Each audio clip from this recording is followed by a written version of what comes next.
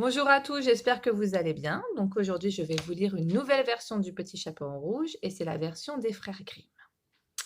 Il était une fois une petite fille si jolie et surtout si gentille que tout le monde l'aimait. Sa maman l'adorait et sa grand-mère en était folle. Cette charmante vieille dame lui offrait des cadeaux chaque fois qu'elle le pouvait. Un jour, elle lui fit faire un petit chaperon de couleur rouge. La fillette l'aimait tellement qu'elle le portait tous les jours. Voilà pourquoi tout le village l'appelait le petit chaperon rouge. Un matin, sa maman lui dit: Petit chaperon rouge, va porter cette galette et ce petit pot de beurre à ta grand-mère. Elle est un peu malade et cela lui fera plaisir. Pars avant qu'il ne fasse trop chaud et surtout, reste bien sur le chemin et n'en t'éloigne jamais. Tu m'entends bien? Jamais. Le petit chaperon rouge promit et aussitôt partit. La grand-mère habitait une petite maison assez éloignée, tout là-bas, de l'autre côté de la forêt. Le petit chaperon rouge marchait tranquillement sur le chemin. Elle admirait les rayons du soleil qui dansaient entre les arbres et faisaient resplendir les couleurs vives des fleurs sur l'herbe sombre.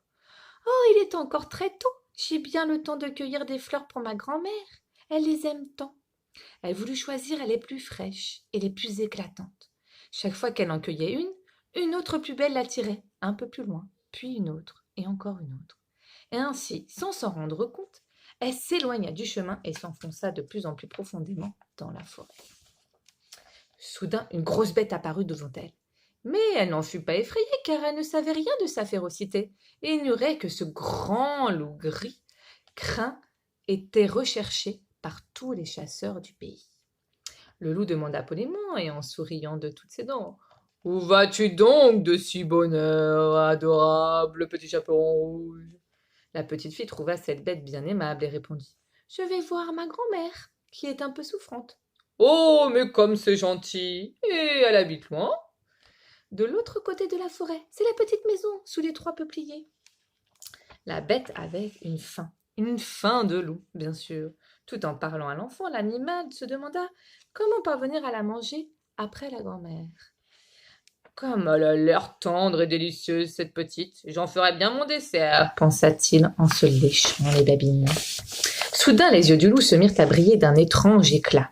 Une idée avait surgi dans son esprit. Alors il dit: Et si on s'amusait, que dirais-tu de faire une course? Ah oui, fit le petit chaperon rouge ravi. Préfères-tu prendre le chemin des bûcherons ou celui des champignons? Celui des bûcherons, répondit immédiatement l'enfant. Ce chemin était au moins 4 fois plus court que l'autre. Très bien, alors je prends celui des champignons, dit le loup en partant aussitôt.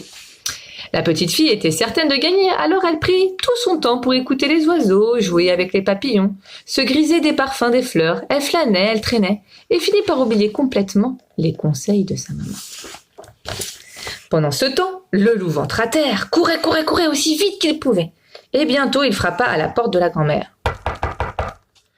Qui est là? Demanda la vieille d'une voix faible et tremblotante.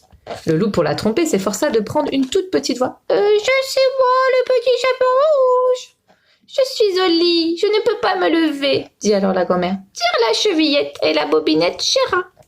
Le loup ne se le fit pas dire 2 fois. Il tira la chevillette et la porte s'ouvrit. Alors il se précipita sur la pauvre vieille dame et l'avala d'un coup. Elle n'eut même pas eu le temps de comprendre ce qui lui arrivait. Puis le loup enfila une chemise de nuit, dissimula sa tête sous un bonnet de dentelle, ajusta tant bien que mal des lunettes sur son gros museau et se coucha aussitôt. Pendant ce temps, le petit chaperon rouge cueillait tranquillement des fleurs dans les sous-bois. Tout à coup, elle se souvint de sa grand-mère, alors elle retourna vite sur le chemin et arriva bientôt à la petite maison. Elle frappa à la porte. Qui est là? Demanda le loup. Le petit chaperon rouge s'étonna de la grosse voix qui répondit. Elle pensa que sa pauvre grand-mère devait être bien enrhumée, puis plus malade encore qu'elle ne l'imaginait. C'est moi, le petit chaperon rouge. Je vous apporte une galette et un petit pot de beurre de la part de maman. Le loup prit alors une voix aussi douce que possible pour dire: Tiens la chevillette et la bobinette, chéra. Le petit chaperon rouge rentra. Le loup dit alors, en poursuivant ses efforts pour adoucir sa voix: Pose ton panier et toutes ces jolies fleurs sur la table et viens te coucher près de moi. Bien que la fillette n'eût aucune envie de se mettre au lit, elle obéit. En voyant sa grand-mère de près, la petite fille fut tellement étonnée par son allure étrange qu'elle s'exclama: Grand-mère, comme vous avez de grands bras. C'est pour mieux t'embrasser, mon enfant, répondit le loup. Grand-mère, comme vous avez de grandes jambes. C'est pour mieux courir, mon enfant.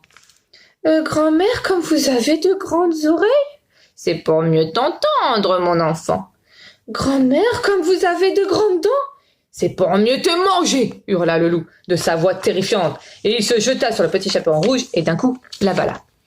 Cette fois, le loup n'avait plus faim du tout, mais il se sentit soudain si fatigué qu'il se demanda s'il n'avait pas été un peu trop gourmand en mangeant aussi la petite. Il se coucha et sombra immédiatement dans le plus profond des sommeils. Puis il se remit à ronfler, si fort et si bruyamment qu'on pouvait l'entendre jusqu'au milieu de la forêt.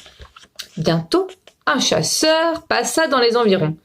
« Oh, ce n'est tout de même pas la vieille dame qui peut ronfler de cette façon » se demanda-t-il en s'arrêtant. « Ou alors, il faut qu'elle soit bien malade. » Il entra dans sa chambre et, horreur, que vit-il? Le loup dormait dans le lit.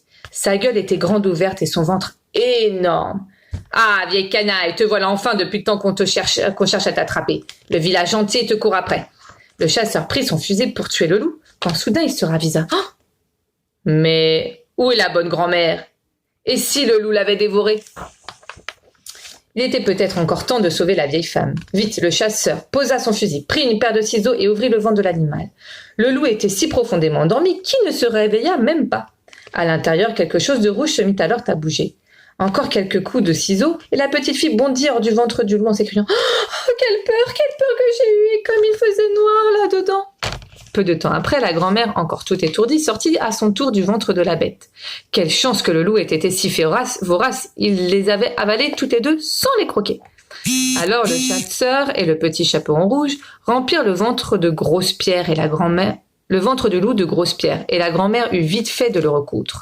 Lorsque le loup se réveilla, il se sentit pas bien du tout. Il avait très très soif et en titubant, il alla boire à la rivière, mais entraîné par son ventre lourd, il tomba dans l'eau et se noya.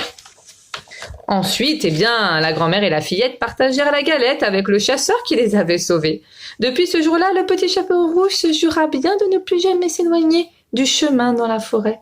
Et quand sa maman lui donnait de bons conseils, elle les écoutait. Et voilà, à très vite.